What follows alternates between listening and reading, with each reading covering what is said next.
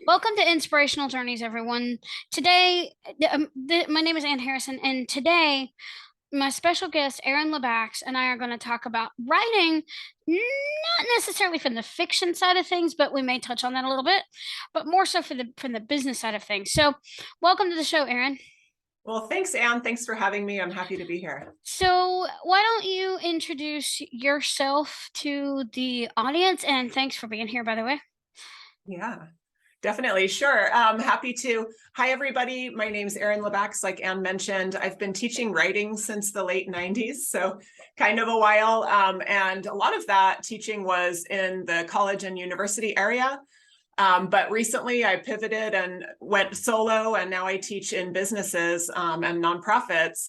And it's a lot of fun teaching different places. But one thing I've noticed is that people of all ages and all levels often feel a little nervous about their writing and having people see their writing. And so that's what I talk about in my workshops. How can we write with confidence and also be clear and concise, and also use emotional intelligence in our writing, because we're building relationships with our readers when we write to them. So we have to keep that part in mind too.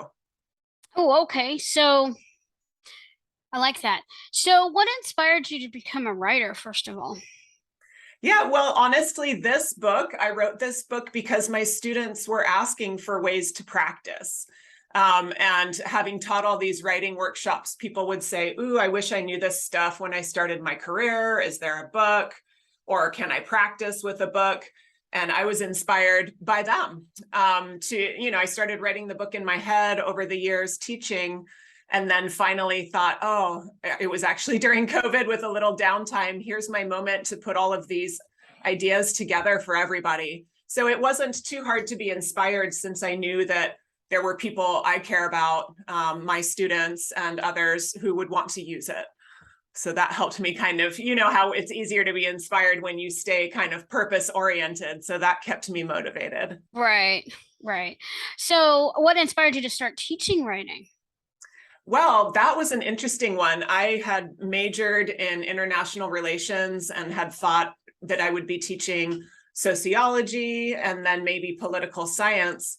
But when I took a job out of high school back in the day, my very first sort of I'm the main teacher job, it was in March of a year, which, as you know, is not when high school starts. So I was coming in to kind of replace long-term subs.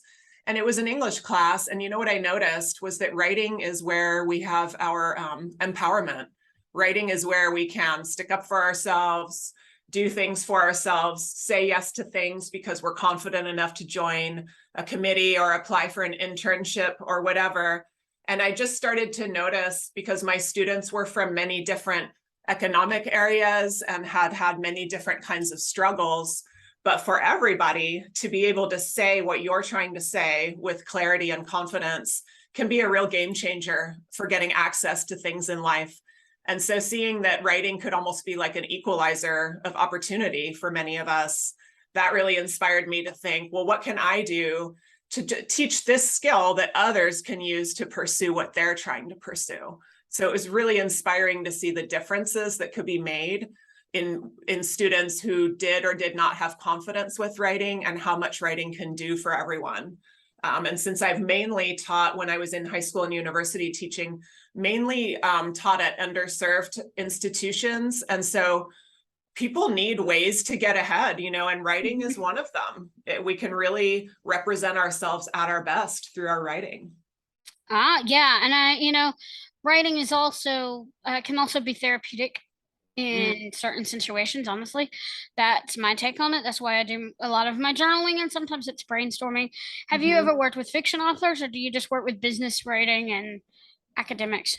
Yeah, I've worked with both, especially at the college level, where sometimes I would teach a class that was about how we create reality through language, or what we create through our narratives. And those were kind of oriented for either kind of writer, because one thing we have in common, creative and business writers, is that we need to understand the impact of our words on our readers. Mm-hmm. Emotionally, as part of a narrative, as part of an action plan, depending on if it's fiction or business. But they both kind of come down to the same thing. Are these words connecting? And are these words meaningful? And so, yes, I've enjoyed teaching both groups of writers. Oh, wow. Okay, that sounds really cool. So, um, what writing tips and advice do you have that you want to share with the listeners and viewers today? Well, one of the main things I'd start with is that there is not one correct way to write.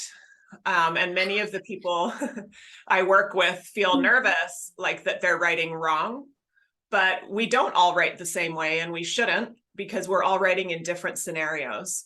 When we want to decide what's the right way to do something, we actually want to think, well, who's going to read it and what's my goal?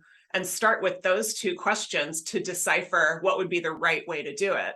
Something isn't right because a teacher or a textbook said so. It's right when it works for your reader and helps you achieve your goal. So one thing would just be, think about those two questions when you're writing, and remember, you do have the answers. You're not wrong. We don't have to feel disempowered when we write, because if you are the one in the situation, you know who you're writing to and you know what you're trying to do. So you actually do have a lot of expertise in the situation.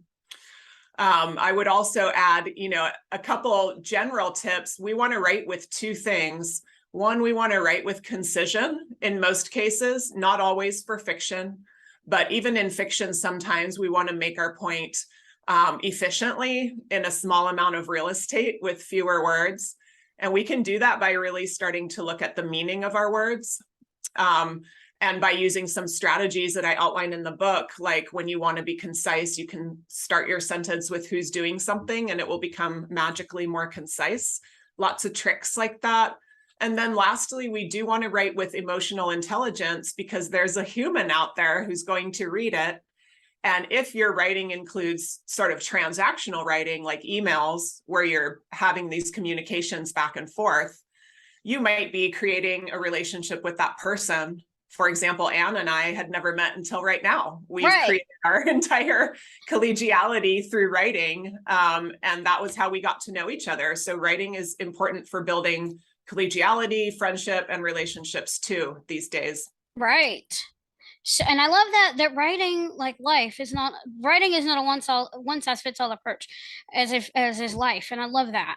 Mm-hmm. And thank you for emailing me outside of Podmatch, because that's kind of a it's a little persnickety sometimes, but different. Yeah, it is. So, and I saw in your description you talked about writing emails and social media posts. I know social media posts are short, but like some of them do you think they have to be real formal, or are the rules more relaxed on a social media post versus, say, a blog post? Yeah, so comparing social media and blogs, I think we could imagine either one of them being formal or informal, depending on both the reader and the goal. So if I'm writing a blog for, let's say, this website, Teach Better, where it's teachers sharing tricks with other teachers, I'll probably be sort of casual, because I know we're kind of all in the same boat. We're all teachers. We kind of get it about what each other's dealing with. But if I'm writing a blog post for somewhere official that I work, like a class at University of Chicago, if I'm going to write that post, I'm realizing, okay, I'm representing someone else now, and I'm writing maybe about a topic that requires more formality. So even between blog posts, I might change that. And I think the same would go for social media. I really enjoy the opportunity to be more casual on social media, but I even alter the way I say things on Instagram versus LinkedIn, for example, because it's just a sort of different environment in terms of how much formality is expected. Yeah, that's what I was thinking too, but I wanted to share that with the viewers and listeners, because every platform and every situation, even on one specific platform, is different. Right. So, where can people find you online? Well, I'm hanging out in a few areas. My YouTube channel is probably the best one, High Value Writing. I'll drop a new video once or twice a week so people can just have access to new ways to think about things. It's not necessarily, how to use grammar or whatever. It's how to think about your writing. And I love to get comments, so people can find me there and write in, or I'm on LinkedIn. or on my website, highvaluewriting.com. And the Okay. book is on Amazon and elsewhere, so that's easy to get too. Okay. So, and I love that too, because, that way people can actually engage, like on the YouTube, engage in one way and then put it into practice as well. Exactly. So, okay, what is your call to action? If you have you can have a challenge or a resource or a writing prompt, whatever. If you could give one call to action for listeners and viewers, what would that be? I would say go look at one of the emails you wrote last week, let's say, long enough that you might have forgotten it a little bit, and read that email aloud, or at least loudly in your mind, and see what it sounds like. And if there are any places where you might have accidentally had the EQ, the emotional intelligence, can get real funny on interpretation. You might have intended something another way, but when you read it aloud, you might think, oh, shoot, that could have sounded different too, and I didn't even realize. So my challenge would be go back, read an email, and if you find out that it's either not as concise as you'd hoped or doesn't have that connection with the reader that you'd hoped, check out my book, check out the YouTube channel, and you can find resources to help your own writing in your own individual way. Right, which really brings me to another thing. And I don't know if you've noticed this, but I mean, some people ask me, well, how do you know what a person's tone is in an email? It's just text. But have you ever noticed as a writer, you read between the lines when you're reading the emails? Yes, definitely. And I think we should as writers, because the reader might end up reading between the lines too. Right. And it's funny because I wondered if that was just me. Some people can't do that, but oh yeah, I can tell when somebody's being snarky in an email. Right. Yeah. I think we're all looking for tone these days. Yeah. Since relationships exist through writing these days. Right. So is there anything you'd like to add, or is there anything I missed that you wanted to mention before we close? Let's see here. I would say the other big question I get is about writing confidence, and especially from young people in the workforce, where they say, oh my gosh, nobody told me that my business writing was going to be so different than the writing I did in high school or college or grad school. And it can be a surprise. So I would just say for our friends on the younger side, or people who are returning to careers or starting new industries, that's a time to really think about what your writing would be like in this new situation. Because when we learn in college, grad school, high school, we don't learn to write the way that people usually want at work. So it's best to just be conscious of that going into it, get yourself some resources, and just kind of be ready to notice that your supervisor is probably looking for a different kind of writing than your teacher was. So just want to give everybody a heads up, because often when I have a workshop, people in their 20s are kind of like, oh my gosh, I wish someone would have told me my writing would have been different when I got my career job versus what I did in school. Wow, that's amazing. Yeah, it can be a little bit startling. So I think it's good. And if anyone is a teacher or parent or has friends who are either starting their first career or a new career, let them know, we don't want people to be caught off guard like that. Give them the resources now so that they can start their new jobs with confidence about communication, which is really where most of our job connections are built, right? Is through communicating with our colleagues. Right. That is so true. So do you have any questions for me? Yeah, I'd love to know what kinds of questions do you get most often from your listeners or your guests about writing? What do you feel like, if your finger's on the pulse of writing, what would you say people are most worried about these days or asking you about these days? Sometimes it's and it's not necessarily that people are asking me a lot of things, but a lot of people talk about, well, just sit down in the chair and write. Or some people may say, I don't know, and I've heard this not on my podcast, but in other writing communities, I don't know where to start. And I've had the same question too, because I'm now starting to build my email list, because I just went to a conference last week, which now I have all access to the presentations that I didn't get to watch. Nice. But one of the things I talked about was email lists and lead magnets. And my biggest question about writing is how, am I doing the welcome message, or am I doing my messages right? Because but then some people say, well, I don't think I'm good enough, or I don't have the confidence. And we doubt ourselves, and that's one of the things I hear the people say. And I've heard people say write every day, but not writing every day doesn't always work for people. Right. So one of the biggest things is just sit down and write. People say, how do you write? You can't. And how do you come up with ideas? Inspiration comes from everywhere. Yeah. Just different things, about different tips, and the plotters and pantsers. And I do National Novel Writing Month, so yeah, I'm a Mm. plantser. Yeah, yeah. Have you written fiction before? I have. I used to do that more when I taught college. Just a couple little short stories. Excuse me. I think it was really helpful for me to flex my writing muscles in that way and write for such a different purpose, because I'm used to mostly helping people write for school purposes or work purposes. And anytime we write for a different purpose, even a journal, it stretches our mind. It gives us new ways to think about things. So I think it's really smart. And it doesn't have to be, quote, good, right? We can just write for ourselves and to build our insights and our creativity by doing that.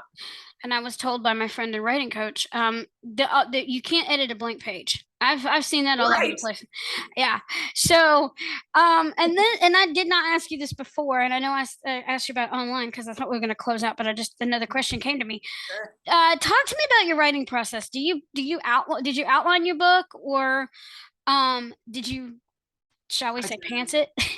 Yeah, I did a couple of things. You know what? I first I had an outline first where I think I was following the sort of norms of how people talk about writing, Yeah. like brainstorm, make a draft, like all the usual steps. And then I thought, well, but that's not really what I do in my classes. And so I started to observe with my students, what kinds of things did they really like in class and what was less useful. And I took all the stuff they found useful and started there. And so I ended up re-outlining the whole book so that now it starts with this concept of meaning. And then it goes to how do we find meaning in words? How do we convey concise meaning in sentences? How does our meaning flow in paragraphs? Up to documents. So I ended up going from like the little piece of the word up to the bigger writing piece instead of sort of top down like we've often learned. Yeah. And so that became kind of an interesting, different way to do it, and allowed me to sort of put a little bit of theory in there with all the examples and make it a little bit different. So I would say, yeah, be open to scratching your outline. And yeah, just thinking of a different way to approach it for what your readers would really want. Like I've said in previous episodes, everybody trust your process, because Yes. everybody's different. So, and I know I asked you for one challenge, but would you like to leave a writing prompt? Ooh, sure. Let's say a writing prompt. You're thinking for fiction writers, business writers, either. You could do either or both. Let's say either person could write about, I'd say write about something that's important to you, and without saying it's important, convey that it's important. And Ooh. so, in business, sometimes we have to say, oh, I want to bring up this idea, but I don't want to just say, I'm so great, I have this amazing idea. How can you write about your idea in a way that it just shows that it's a good idea instead of you claiming that? It's a little hard, but it can be done. And for novel writers and short story writers, something that feels important, but of course, in a piece of fiction, you don't want to say this is important. You find ways to show that through your words. So that would be my prompt for our listeners. Okay. So we challenge you today to go out there and read to get inspired, write something inspiring, and share your creation with the world. For when you've touched one life, you've touched thousands. Thanks for joining us on Inspirational Journeys. And thanks again, Erin, for being my special guest. And you guys have a blessed day. And remember, your story matters. I'll see you next time. Bye bye.